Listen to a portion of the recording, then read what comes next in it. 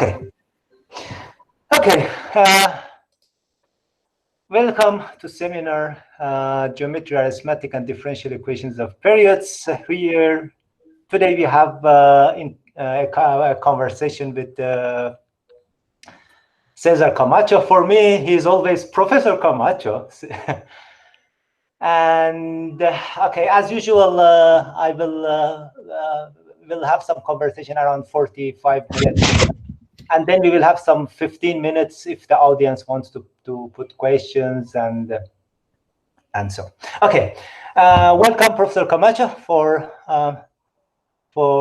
this meeting.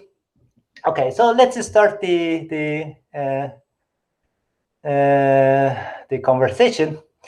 Well, the first question, the kind of typical.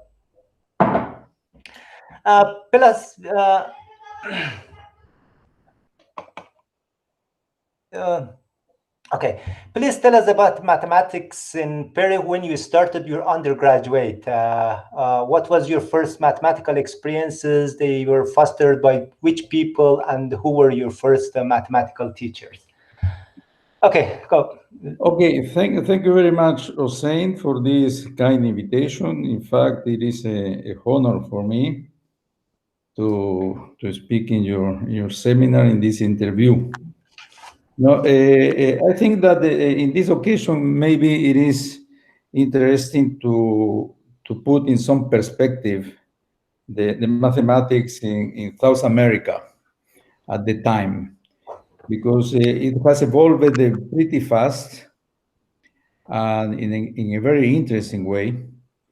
No, in the 20th century, during the years 1920 to 1940, the center of mathematics, the dominant center of activity in mathematics was in Buenos Aires, in Argentina.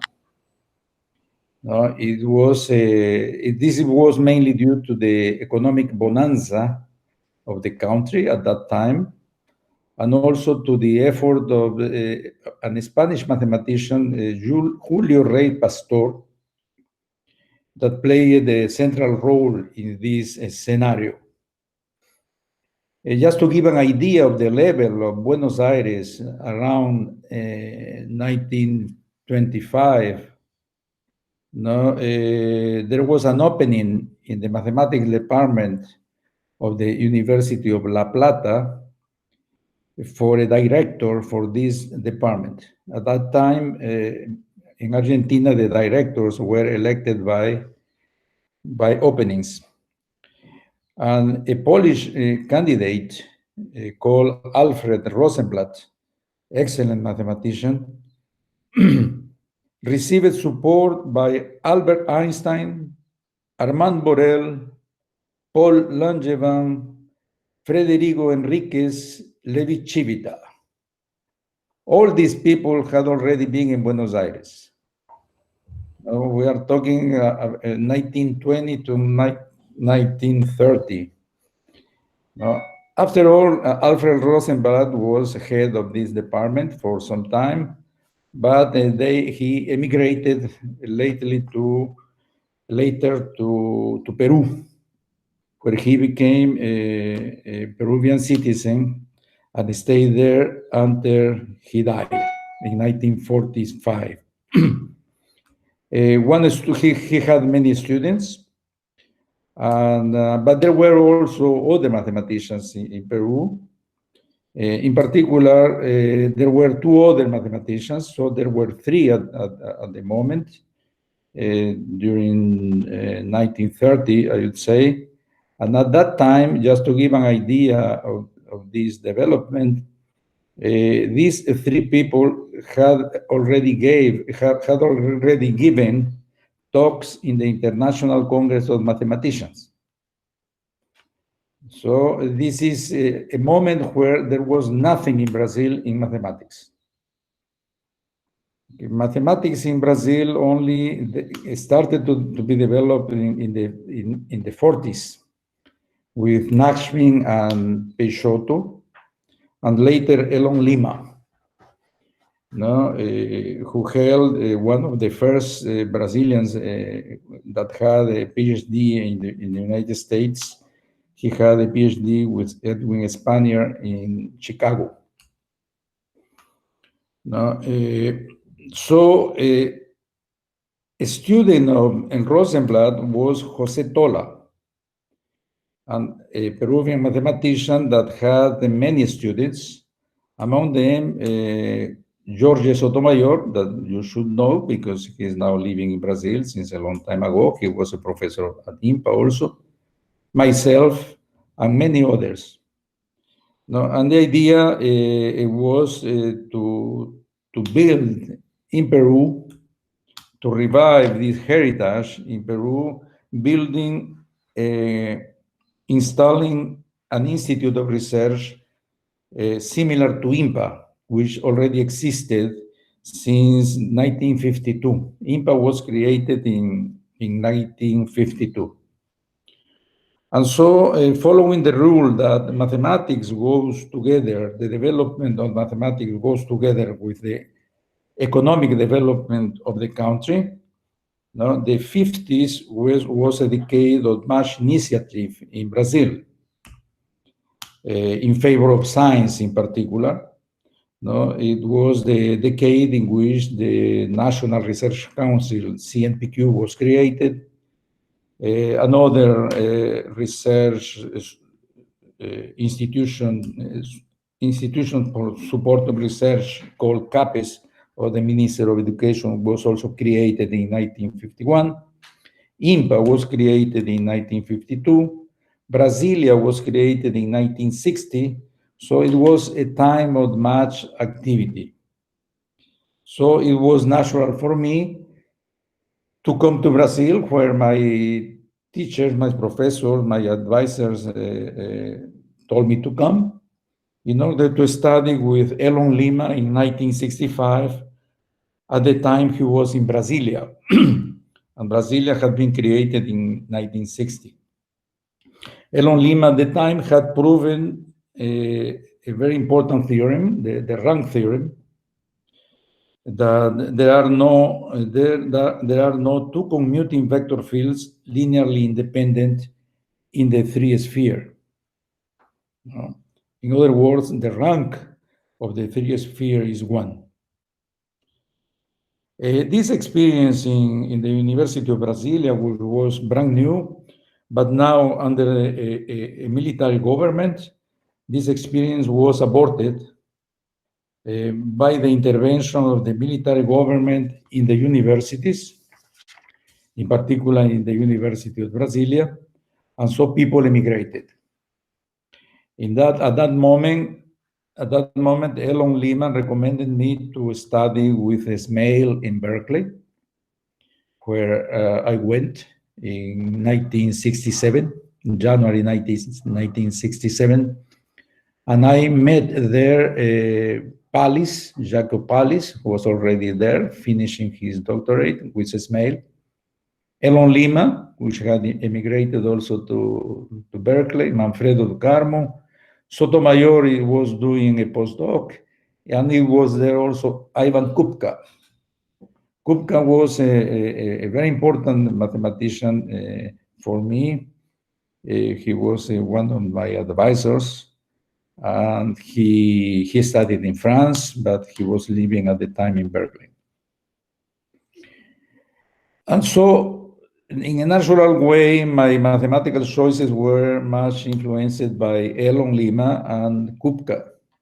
So my thesis was on singularities of actions of the group R2, which are commuting vector fields.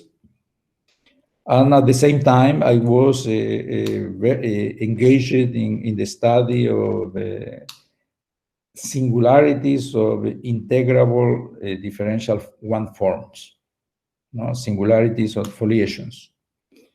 So in 1971, when I finished my PhD in Berkeley, I received an invitation to come to IMPA. And so I came to IMPA to initiate my career. So this was the beginning. Yeah, okay. So let me see. Maybe something before going to the other question. I mean, when you arrived at IMPA as for doing master, who was the professor there? Which courses you took, and which courses you liked at most? You see, the perspective from now is something very poor, because IMPA at the time had 3 mathematicians only. One was Peixoto, the other was Nashmi. Both of them had a position in American universities where they spent half of the year. So they spent only 6 months at IMPA. And there was Lima, Elon Lima, that was sent to Brasilia to install this mathematics department that failed. And so Lima was also in the United States. And so the courses I received and the conference I attended were by visitors. No? In particular, something which for me was crucial, I had Ivan Kupka during 1 year. He spent 1 year in Berkeley, and so I learned a lot of mathematics with him, more than with the courses.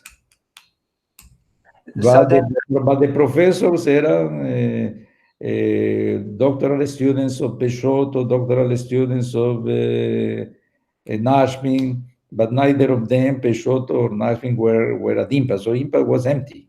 It was an old house. okay. Yeah. Okay. But it was an old, but it is necessary not to understand well the spirit of IMPA. Is that at some point during the 50s, Elon Lima, he studied in Chicago, she studied topology. And he became friend of Steve Smale, who was an instructor. He just had finished his doctorate, and he was an instructor in Chicago.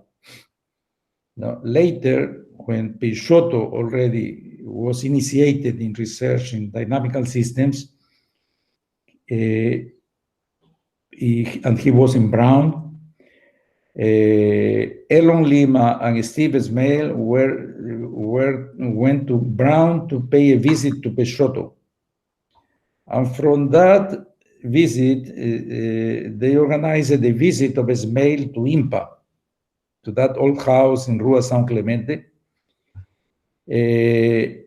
Smale used a grant he had from the National Science Foundation, and he spent the first 6 months of 1960 at IMPA in this old house, 1960. At that moment, Smale proved he worked on the Poincare conjecture, but the Poincare conjecture in dimension n bigger than 4.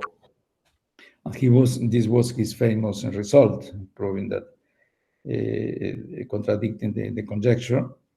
And another paper which was fundamental, which was more singularities for dynamical systems, which was the seed of what would become in the future the modern study of dynamical systems by Smale and all his school. And so at that time, this visit put IMPA in the international map of mathematics. But it was living like that, you know. It was sometimes it was empty, sometimes there were visitors, sometimes Peixoto was there, sometimes Nashvin was there, sometimes Lima was there. That's the way it was at that time. Okay. Okay. So maybe. So you mentioned that you start to do more work on vector fields, foliations, but in the C-infinity context.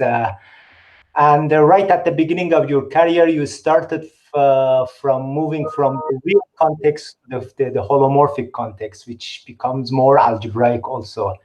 Can you tell us about why this passage from, let's say, smooth context to the holomorphic one, how it happened?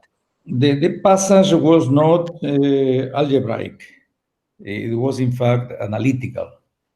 No, and this was essentially they were the theorems of Poincaré and Siegel that were fundamental parts, no, of these elementary things that everybody was studying at the time, but on the complex context. And through these, natural questions appeared, no, concerning the foliations in the complex domain. I think that was the beginning. Yeah, I see. At that time, 71, you see, this was interesting also to remark.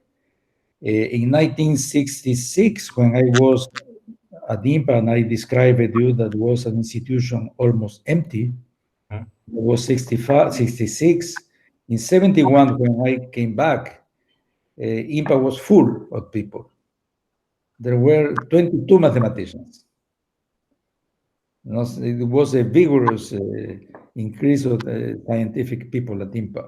And more than the half of these people were foreigners. So there was money for science at that time. Still, there was the military government, and so some areas that didn't have any participation in politics, like mathematics, they were somehow favored for the government. Other, like physics, the physicists were some of them expelled from the country and things like that. This didn't happen with mathematics. So during this period, IMPA was growing vigorously. Okay, so let's go to this this part that you returned from US to Brazil, and one of your first students is Alcides Lisnetno, who is my advisor. Can you tell about your first memories of him? How you discover how he came to you and how he did his PhD with you?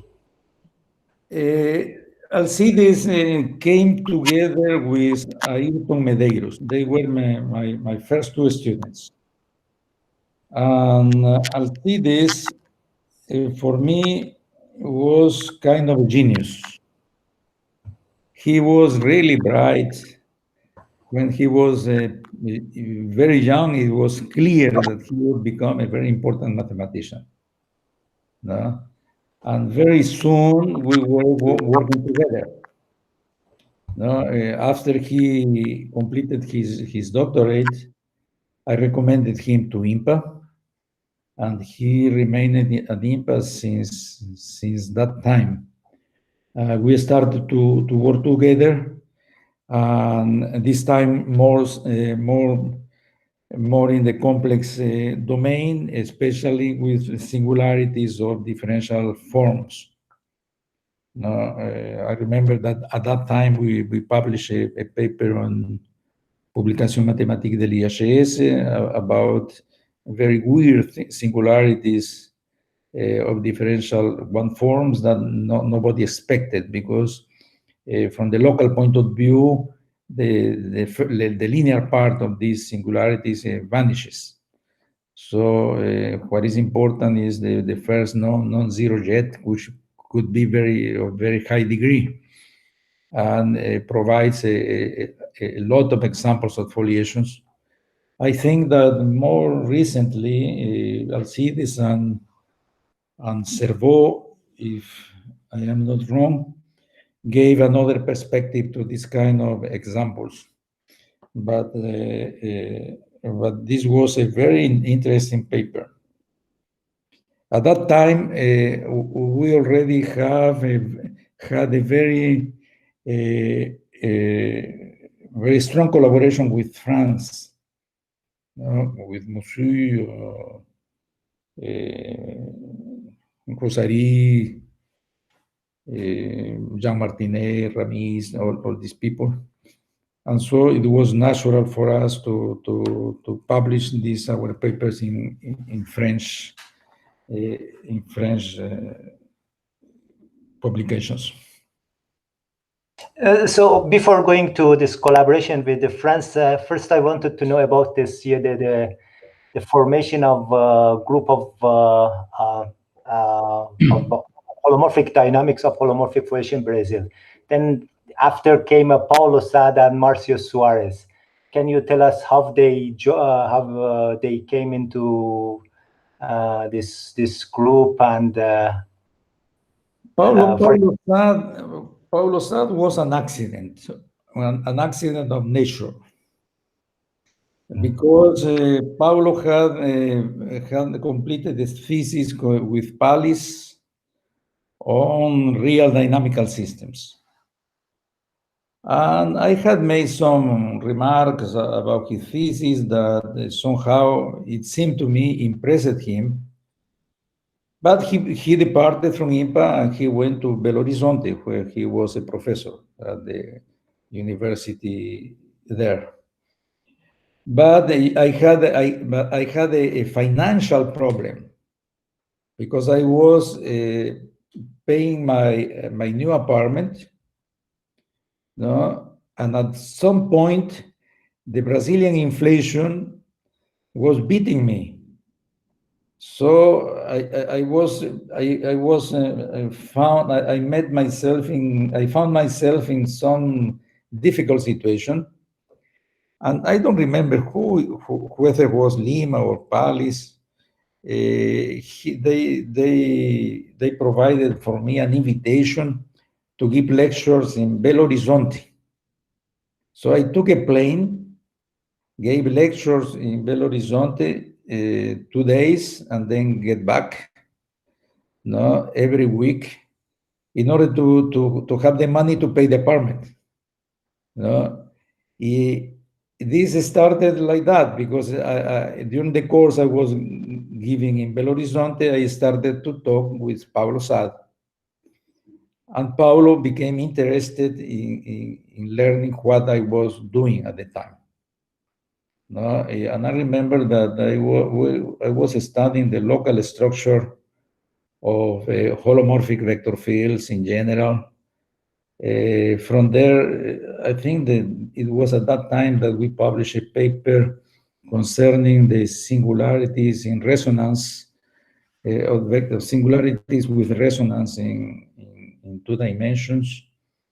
Seen from the topological point of view, I think that was a result that was published in Invenciones, I think. That was a result of this. And at the time, the empathy with him was extraordinary. And so we decided, why don't we take a sabbatical and we go to Berkeley, spend 1 year. We had a long collection of problems to think about. And so in 1980, we went together to Berkeley, and we had all the time to think mathematics, with no obligations whatsoever. And it's from there that we proved the index theorem and the separative theorem and so on. Okay. So now we come to the collaboration with France, and in particular with Robert Musso. Can you tell us about how it started, this connection with French mathematicians? That connection, which was also very interesting, because it was a new world for us. This started, you see, in 1971, when I started to work at IMPA, our trips to Europe were rare. So rare that if one of us went there to Europe, then when he returned, he would keep a seminar telling us what he had seen. So it was expensive. There was no way to finance that, and so communication was difficult. And so the first time I went to Europe, once I was here in Rio in 71, I went to Europe for the first time in 1974 to a summer school in Trieste, which was organized at the time by Zeman. There in this school, I met Kuiper, Nicolas Kuiper, and Jean Martinet. They invited me. I talked to them. I don't remember how was this, but they invited me to IHS and to Strasbourg to give some talks. And there I went right after Trieste. So I met René Thom, Georges Reb, Claude Gobillon, Jean Martinet. And in Paris, I re-encountered Harold Rosenberg. I had met Rosenberg already in Berkeley, and it was Rosenberg in Paris that told me that some people in Dijon was doing something similar to what I was talking. And he gave me the name of Musi. But I didn't go to Dijon. I went back to Rio, and it happened that in 1976 we had some money at IMPA, and I organized a workshop jointly with Sotomayor and Wellington de Mello. And the idea was to open new trends of research for IMPA. So we invited people on singularities of maps. We invited Harold Levin and David Mond. And we invited people in singularities of one forms. We invited Moussu, Martinet, Ramis, and we invited also people in singularities of vector fields, Rousserie and Dumortier. So this workshop was the beginning of a very rich collaboration with France. You see that by this stratification of these subjects, we established direct communication with Monsieur that was doing first integrals at the time. Martinet and Ramis were working on singularities of vector fields. And Sotomayor was much interested in Rousserie and Dumortier. On the side of singularities of maps, the interested person was de Mello. So this was more or less the French connection, and that was 76. The French connection continued. In 1978, there was Journée Singulière at Dijon. That was a very interesting meeting, in which publishing Asterisk, in which I have a very peculiar paper, because I am the author, but who wrote the article explicitly said in the article was Nicolas Kuiper. It's a paper by Camacho written by Nicolas Kuiper. For me, it was a great honor because Kuiper was at the time director of IHS. And this was an anecdote because I was talking.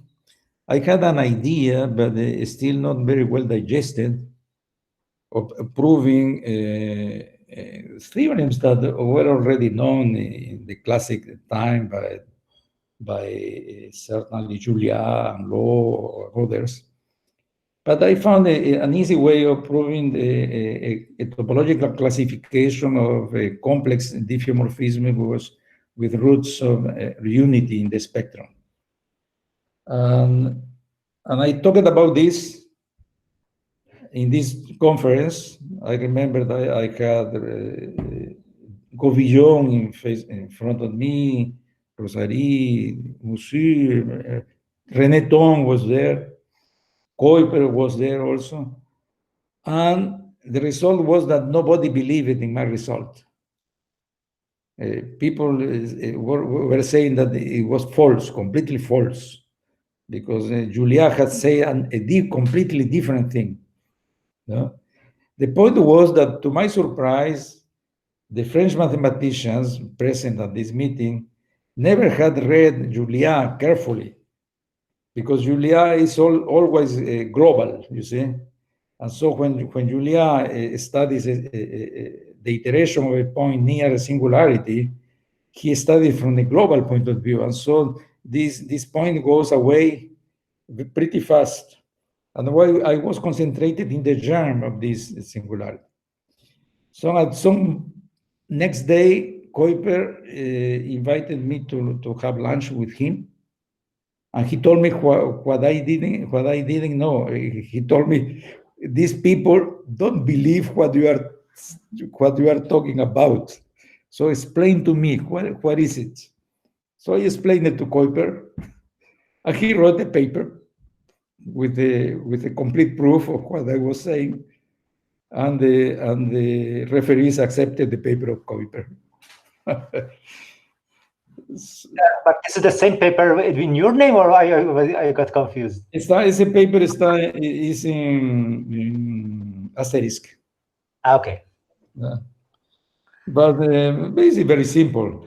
But it was a curiosity, because it was something like a cultural shock, you see. French mathematicians, French mathematics is pretty, French mathematicians are very cultivated, are very learned people. I have much respect for them. But on the other hand, we had an origin which is very poor in culture, in mathematics. And so the only way we found to do relevant mathematics was to work directly in the problems. You go to the problems, and then you learn what you need. That's the way at that time we proceeded. That was natural for us. And this was a contradiction with the learned spirit of France, you see. I had also in this direction another anecdote. In 1980, I was in Berkeley with Paulo Sad, and there was a general talk by Jean Dieudonné about philosophy and mathematics and all that. And I went to hear a big auditorium full of people, and at some point, Dieudonné was defending the idea that to do relevant mathematics, we should proceed from the general to the particular. And this was in contradiction with my life, completely in contradiction with my life. You cannot go from the general to the particular being an ignorant. The philosophy of the ignorant is to go from the particular to the general. And not getting out of this, when I was getting out of this talk, before he had finished this conference, I met Steve Smail, which was in the same talk, and we were talking to the Campbell Hall, which was the department at the time in mathematics. And I told him that I had submitted the paper to Publication Mathématique de l'IHS, and they were hesitating to accept it. no? Because the referee said, under the same spirit of Dieudonné, that it was necessary to rewrite this paper, going from the general to the particular. No? And Ismail told, I remember vividly that Ismail told me, don't accept. And finally, the paper was published without modifications.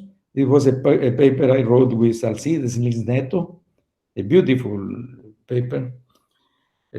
Only to know afterwards it was accepted that the referee identified himself as being my friend Robert Musu. Yeah. So you see, Robert Musu, even a very informal mathematician, no? Because his advisor was Rosenberg. No? At the time, Rosary also wrote this thesis under Rosenberg.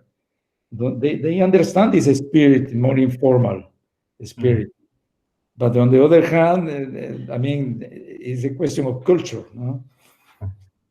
Yeah. Probably he is right. Probably he was right. I wonder whether the paper Alcides wrote with Cerveau about this same subject maybe goes from the general to the particular. I never saw the paper.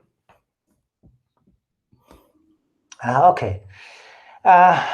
In the other interview that I have put in the webpage, you have already talked about Camacho sad index theorem, which is one of the theorems that you are famous. But so I will not focus on this one. I want to ask you about this minimal set problem. When I arrived at IMPA, I was very obsessed with this conjecture. I want to prove that whether minimal set exists or not. Yeah. One of the first article that I read was your article with Paulus and Alcides about some if the minimal set exists, what are the properties, and so on. Can you tell about the origin of this minimal set problem and your article also? Well, in fact, there are now other papers. No, there is a paper by Musu and other authors giving properties of this minimal set once it exists. No, they prove that there is a non-trivial. They have a non-trivial holonomy. No, it's a beautiful paper by Musu. But this problem showed up in a natural way, because it is like asking yourself whether the Poincaré-Bendixson theorem is true in complex. It's the same thing. No? What it was not clear, it was whether it was easy to prove it or not. No, this is and this was why we started to study it in order to know how far we could go. No, and this is in the origin of this relationship with France. I remember well that in 1988 there was the celebration of the 65th anniversary of René Thom, and I gave a talk in this congress, and I talked about this problem. No? So in 1988, this was already we had already something to say about it. And in fact, it was the publication of this paper that was done in this anniversary of Thom. But I remember that before that, I discussed these questions with Musu in Dijon. But I am pretty sure that the question originated at IMPA, because it's natural, it's in the spirit of IMPA, you know, of the questions that we were doing. At that time, at that time there was an evolution in the way you study dynamical systems in complex. Now, because we were passing from the local to the global. And this passage from the local to the global, as far as I know, it was in collaboration with the French. After all these studies of Martinet, Ramis, Moussu, there were some studies in the global, and we had a lot of things to say about that. And one of these papers is this result about the proposal of this problem, which is central in the theory and is a pity it is not proved or disproved yet. I know that Juan has some remarks about this also. Okay. Maybe let's. I should say also that at that time I started to talk a lot about this. I remember pretty well that once I finished my talk in this TOM conference,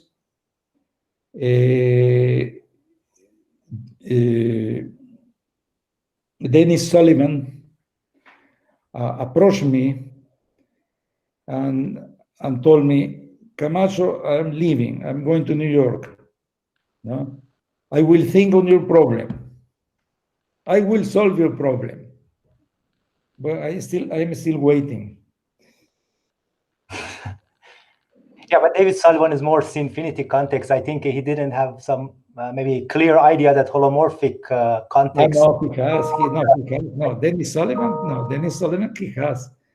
No, the problem is a very special problem. It's difficult. We need new mathematics for that. Yeah. Sure. No? And so, but strong people started to get interested about this after this conference of TOM. Another one was Adrien Douady. And he thought about this seriously. I know that because I talked with him several times. And at some point, the French were saying le problème de Douady.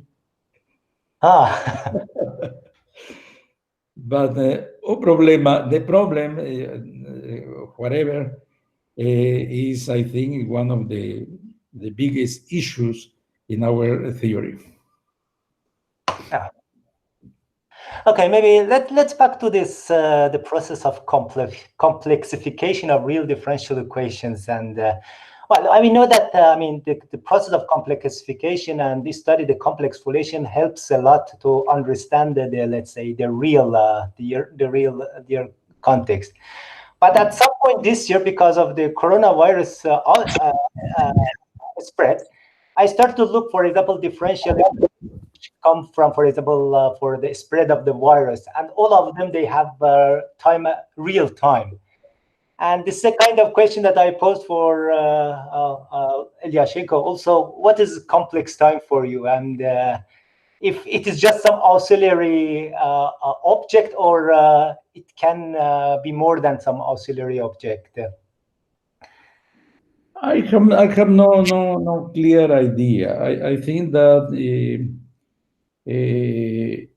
you enrich the possibility of getting solutions for the real, but you see, we don't see many examples of this relationship real complex. No? There is one very interesting by Moussu, of the central problem, the solution of the central problem in a special case by Poincaré. That he solves this using in a simple way the complexification of the vector field. I think that the question becomes, at some point, will become algebraic. This is my feeling. Okay. No, it's not only analysis. No, it's also algebraic. And maybe around this is also the difficulty with the minimal set problem. Okay. There might be algebraic ingredients that we do not understand. So let's come to the last question, at least from my part. If you were start to a new career, what you would choose in mathematics or science or even art? Would it be data science that now you're promoting Fundação Getúlio Vargas? I think that when I was I started to study engineering, mine engineering, and very soon I disliked this because of they were very pragmatic. But at the time, I thought that geology was a very interesting subject. I still think geology is something that fascinates me.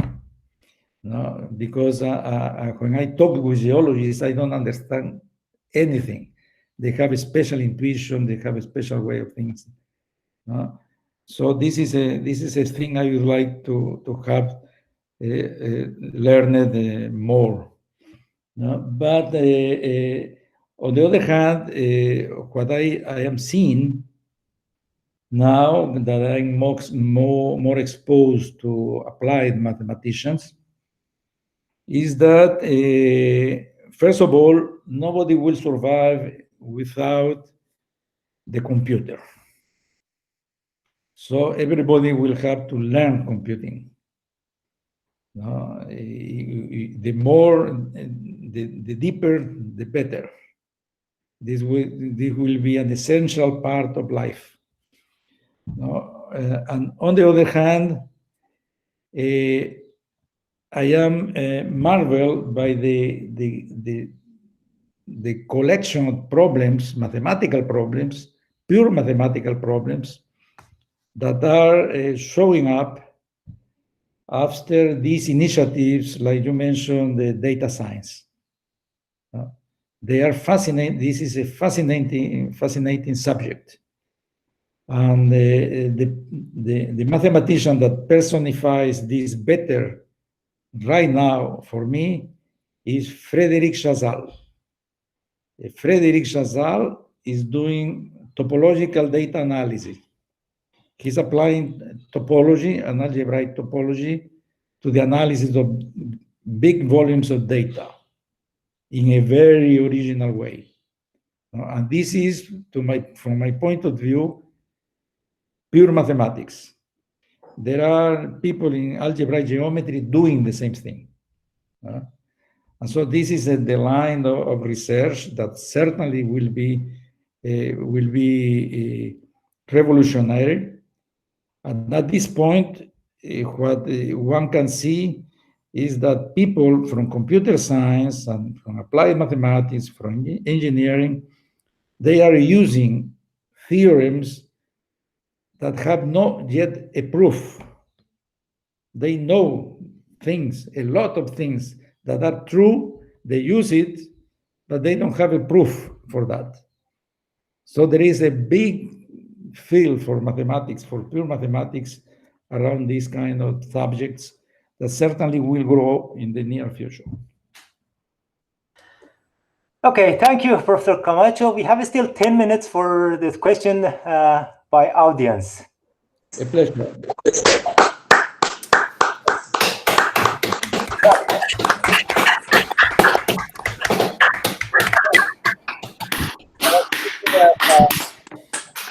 Okay. We have many people. If somebody wants to ask questions, this is still the recorded session. So if you don't have, I will stop recording and then we can go the non-recorded. Hussein, maybe I'll ask questions. Nothing against having it recorded. Cesar, you sounded very, very modest by saying that complexification of planar vector fields to projective foliations with singularities is kind of, not very promising advance. So my feeling, of course, it's a philosophical question, not mathematical, that it immensely expanded our worldview here. And moreover, once you start thinking about it, you see that the real problem, well, not the real in the sense of real numbers, but the problem is that we have a well-defined notion of a limit cycle on the real plane, but no meaningful complexification of such an object exists for a holomorphic foliations, because you can try several ways, and so the Hilbert's question would be either trivially wrong. Hilbert's claim will be either trivially wrong or trivially true. So we still we still lack here the K definition, the K object. But this is a challenge, and I would not say that this is a kind of a technical question that should be relegated to algebra. But of course, it's a it's a over the afternoon beers question. Okay, yes, I agree with you. No, I think that I have been misunderstood. I don't think that this is what I think is that algebra will become an important part of this, and we are not using it. We are not seeing it. This is what I mean. I don't disregard the analytic part or the geometrical part of the analysis of these foliations in the complex, because after all, this is what I have been doing a good part of my life. No? But on the other hand, we are founding barriers. The minimal set problem is an example. Okay, so my intuition says that we need new instruments, and these new instruments might be algebraic, added to the geometrical and analytic analysis of these foliations. Yes. So can I ask a question? Yeah. Saludos, César. So, yeah. Hola, Ricardo. Gusto de oírte. El gusto es mío. Yes, indeed, the minimal set conjecture can be related to the Hodge conjecture. Indeed, you can extend the Hodge conjecture to enclose it. So I quite agree with César that there should be some algebra and arithmetic involved in the problem. Yeah, sure. Yes. So tell us, I mean, you have talked about your experience with the French mathematicians. Can you tell us more about Michel Herman, for example, that he was part of the group, right, as a student of Harold? Yes, he was, and he was a good friend all the time. He was he loved Rio, no, Yes. and he wished to be buried in Rio. And so I kept a good relationship with him, a good friend, and a very peculiar character.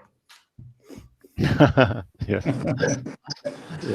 Cesar, there are urban legends saying that one of the reasons why the Brazilian-French connection was so fruitful was the arrangement between the French army and the Brazilian government, that the French army service could be served on beaches of Rio de Janeiro as, I don't know, spreading a Francophone culture among the Brazilians. So I know at least several people who went to Brazil instead of the army service, and then, married there and contributed a lot to establishment of the Franco-Brazilian ties. So how was it? Was it really a serious factor, or it's just a matter of joke or anecdotal evidence? I didn't understand well what you say, Sergey. Did you get the point, Jose?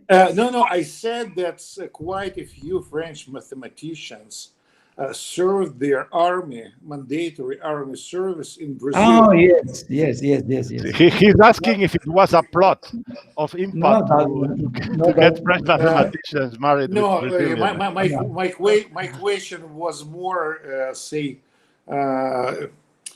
polite, whether it was really a serious contribution or just an anecdotal evidence. No, you see that program doesn't exist anymore, and it's a pity because this program was responsible to have bright students from France, most of them finishing their doctorate at the time, acting at IMPA. That was essential for the collaboration with France. You are right. No, that was the case of Etienne-Gis, of Yokos, many others. I mean, Jean-Pierre François. Jean-Pierre François also. So yes, there are many people. Unfortunately, this stopped. The French government didn't give continuity to this. Okay, so maybe I will stop here. I will stop a recording, and then we go to see if there are more questions.